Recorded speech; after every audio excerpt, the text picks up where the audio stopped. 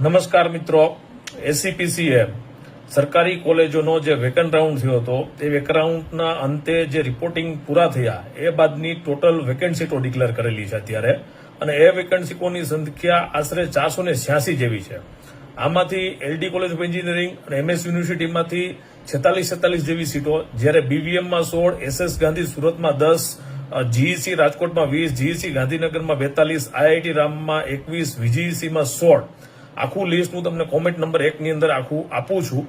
હવે મહત્વની વાત એ છે કે અત્યારે જે એસીપીસી ડિક્લેરેશન કરેલું છે એ પ્રમાણે એને વેકન્ટ રાઉન્ડ નંબર 2 એવું નામ આપ્યું છે, અને એની અંદર આજે એટલે કે 5 તારીખે અને આવતીકાલે 6 તારીખે 2 દિવસમાં તમારે લોગિન કરી ઓનલાઈન કન્સેન્ટ આપવાની છે, અને કન્સેન્ટની અનુસાર તમારે ચોઇસ ફિલિંગ કરવાનું છે. આમાં ખાલી મેરિટમાં સમાવિષ્ટ લોકો જ ભાગ લઈ શકશે, અને એ ચોઇસ ફિલિંગ કર્યા પછી એસીપીસી છે એ 7મી તારીખે એનું એલોટમેન્ટ ડિક્લેર કરશે. 7 થી 10 તારીખ દરમિયાન તમારે ફી ભરવાની છે અને એડમિશન કન્ફર્મ કરવાનું છે.